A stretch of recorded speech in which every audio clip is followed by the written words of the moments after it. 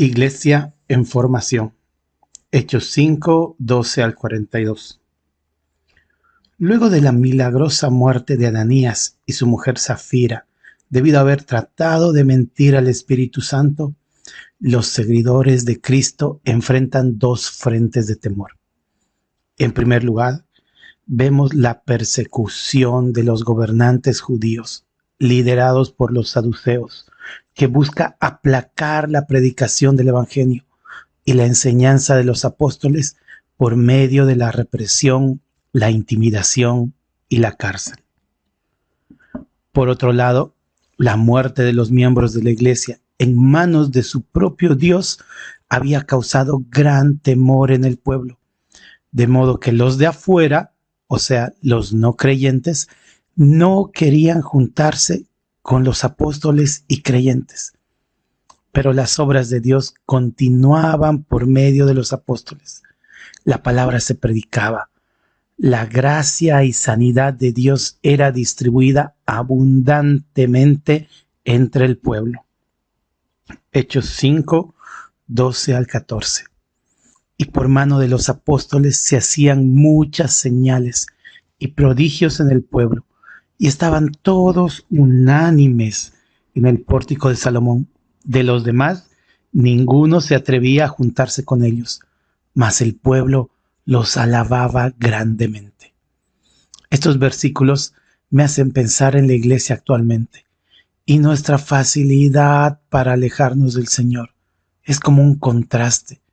Cuando vemos algún problema o dificultad externa, como la presión del mundo, la presión de grupo, diversión pecaminosa, enamoramientos fuera de lugar, amor por el dinero, búsqueda de reconocimiento de parte de los hombres y muchas otras cosas, nos alejamos y apartamos rápidamente del Señor, pensando tal vez que un poco de esto o tan solo un poquito de aquello no nos hará daño.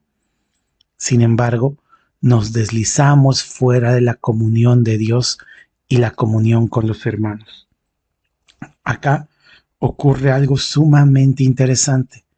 Nos enfriamos espiritualmente, pero no nos damos cuenta de eso porque nos estamos enfriando.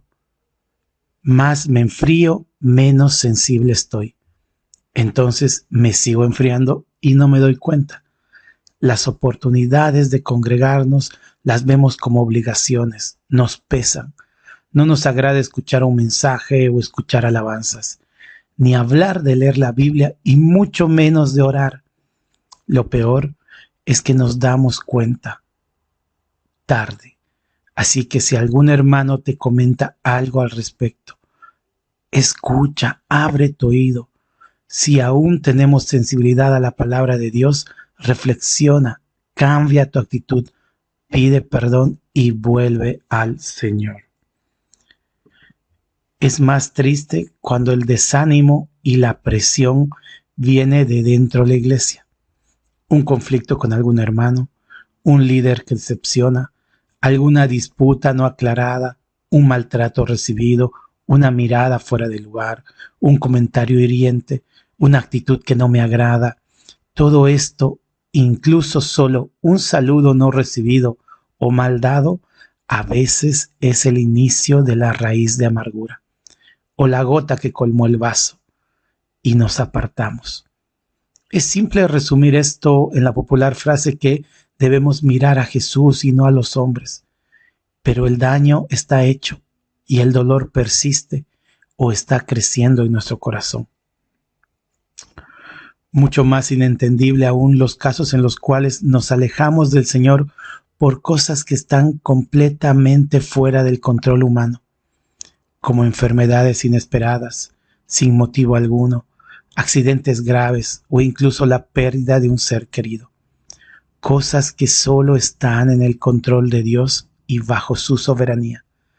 Vemos hermanos que se apartan porque sufrieron alguna de estas cosas mientras servían a Dios, como si Dios nos debería algo por haber escuchado su voz y acudido a su llamado. La bendición, la salvación es para nosotros, el favor es para nosotros, la misericordia es para nosotros. Nosotros le debemos todo a Dios. Él no nos debe nada. Y sin embargo, nos da gozo, nos da salvación. Qué maravilloso Dios que tenemos. Así que, si algo de esto nos está pasando, oigamos al autor de Hebreos y examinemos nuestro corazón, buscando y sacando toda raíz de amargura antes que la contaminación se esparza. Hebreos 12, 14 y 15. Seguid la paz con todos y la santidad, sin la cual nadie verá al Señor. Mirad bien, no sea que alguno deje de alcanzar la gracia de Dios, que brotando alguna raíz de amargura os estorbe, y por ella muchos sean contaminados. A pesar de la persecución, los temores y dificultades que atravesaban los primeros creyentes, la iglesia crecía de manera exponencial. Hechos 5:14. Y los que creían en el Señor aumentaban más, gran número así de hombres como de mujeres. Y como dijimos, a pesar de la persecución y del temor a la muerte que había en medio de los seguidores de Jesús, muchísima gente se acercaba a la cruz y se sumaba siguiendo al Señor. Antes habíamos visto números de convertidos solamente soñados para nuestra época. Primero 3,000 en la primera prédica, luego 5,000, y ahora la palabra nos dice gran número. Posiblemente la congregación ya sobrepasaba los 10,000 hombres. El pueblo veía la bendición de seguir a Dios. Entendía que Jesús había resucitado y daba vida eterna, y la persecución o el temor tenían poco peso comparado con la gracia de la salvación. Este gran número de seguidores no gustó para nada a las autoridades judías. Mucho menos gustaba que se junten en el templo para divulgar sus enseñanzas. Así que nuevamente arrestan a los apóstoles, los azotan y amenazan para que dejen de predicar el nombre de Jesucristo. Sin embargo, Dios libra a sus discípulos de la cárcel por medio de su ángel y los anima a continuar con su labor evangelística y en el templo. Así que Pedro y Juan obedecen inmediatamente. Los líderes judíos estaban contrariados y casi sin salida. Vuelven a llamar a los apóstoles, cuando en este punto entra en la historia el fariseo Gamaliel, un erudito doctor de la ley que era reconocido por todo el pueblo, quien dice una gran verdad de la iglesia del Señor. Si la obra es de Dios, no se desvanecerá.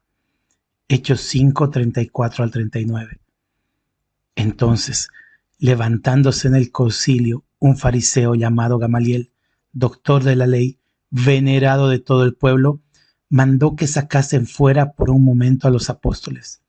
Y luego dijo: varones israelitas, mirad por vosotros lo que vais a hacer respecto a estos hombres. Porque antes de estos días se levantó Teudas diciendo que era alguien. A este se unió un número como de 400 hombres, pero él fue muerto y todos los que le obedecían fueron dispersados y reducidos a nada. Después de este se levantó Judas el Galileo en los días del censo y llevó en pos de sí a mucho pueblo. Pereció también él, y todos los que le obedecían fueron dispersados. Y ahora os digo, apartaos de estos hombres y dejadlos, porque si este consejo o esta obra es de los hombres, se desvanecerá, mas si es de Dios, no la podréis destruir. No seáis tal vez hallados luchando contra Dios. Un sensato y sabio consejo que los saduceos tomaron en cuenta por el momento. Total, si el caso de los cristianos era similar al de Teudas o Judas el Galileo, estaba a punto de terminar, pues Cristo ya había muerto. Claro, ellos no tomaron en cuenta la verdad sobre la cual se fundamenta la iglesia y hace e hizo que el movimiento perdure. Cristo no está muerto, ha resucitado, está vivo. Por esa causa sus seguidores no desmayan, no se dispersan, no desisten. Hechos 5, 41 y 42. Y ellos salieron de la presencia del concilio, gozosos de haber sido tenidos por dignos de padecer afrenta por causa del nombre. Y todos los días en el templo y por las casas no cesaban de enseñar y predicar a Jesucristo. Qué bueno considerar que la iglesia en su formación tiene muchas características similares a la iglesia de hoy. Cuando estamos a la puerta del arrebatamiento, tenemos presión externa, ante la cual debemos apoyarnos en acción y oración unos a otros. También hay problemas y presión interna, la cual tenemos que tratar y curar sabiendo que estamos unidos como hermanos en Cristo Jesús eternamente. La certeza de Jesucristo vivo y la esperanza cercana de su retorno nos alienta más aún a continuar creciendo, trabajando como los primeros discípulos, todos los días, en la casa de oración o en las casas y por las calles, no dejando de enseñar y predicar la salvación en Jesucristo. Juntos todos, mostrando a Jesús a todo el mundo.